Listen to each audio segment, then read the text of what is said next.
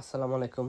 আজকে হলো আমাদের লিচু গাছে শেষবারের মতো ওষুধ স্প্রে করা হলো আর কি। বিষ মূলত দেওয়া হয়েছে, কারণ এখানে আপনার ওই যে হপার পোকা বলে, যেটা আর কি ফল ছিদ্রকারী পোকা, যেটা ভিতরে নষ্ট হয়ে যায় আর কি, একবারে নষ্ট করে দেয় লিচুর যে বোটা থাকে, বোটার গোড়ায় যে পোকটা থাকে ওইটা আপনারা সবাই চিনেন আর কি, জানেন। ওই পোকায় আর ওই পোকার কারণে আর কি মূলত দেওয়া হয়েছে ওষুধ আর কি। তাছাড়া অন্যান্য কোনো সমস্যা নেই, অন্য কোনো ওষুধও দেওয়া হয় নাই। আর ছিল হলো আপনার মাকড়সা আর কি। তো যাই হোক, এর জন্য দেওয়া হয়েছে ওষুধ। আর মূলত এখন প্রায় লাল হয়ে যাইতেছে এখন লিচু। এখন দু একদিনের ভিতরে আর কি লিচু ঢেকে দেওয়া লাগবে নেট দিয়ে আর কি। এই জন্য আর কি ওষুধ একবারে দিয়ে দিতেছি আগে। ওষুধ দিয়ে তারপরে দু একদিনের ভিতরে ঢেকে দেবো আর কি। এজন্য আর কি আগে আগে ওষুধ দেওয়া হইলো আর কি।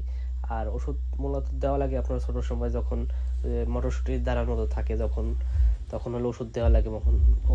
তখন ওষুধ দিলে সব থেকে ভালো হয় আর কি। যাই হোক, ছোটবেলায় ওষুধ দেওয়া হয়েছে একবার, এখন আরেকবার দেওয়া হইলো। দেখি ইনশাল্লাহ কি হয় সামনে।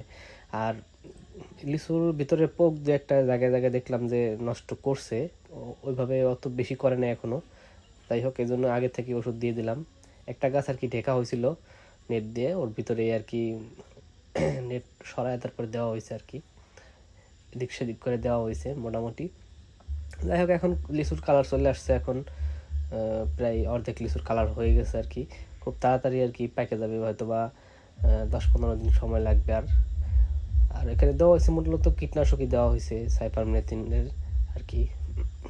10 মানে এক এক লিটার পানিতে 1 গ্রাম করে দেওয়া হয়েছে আর কি। মোটামুটি ওষুধ অনেক সুন্দর মতো দেওয়া হয়েছে, অনেক বেশি পরিমাণে দেওয়া হয়েছিল আর কি। যাইতে একবারে ভিজায় দেওয়া হয়েছে যাইতে, কারণ এখন তো নেট দিয়ে ঘিরে দিলে তো আর এখানে আপনার ওষুধ দেওয়ার কোনো মানে থাকবে না আর কি। আবার নেট খোলার পরে দেওয়া লাগবে, দেওয়া তো যাবে না। এই জন্য আর কি একবারে সুন্দর মতো ভালো মতো দেওয়া হয়েছে আর কি।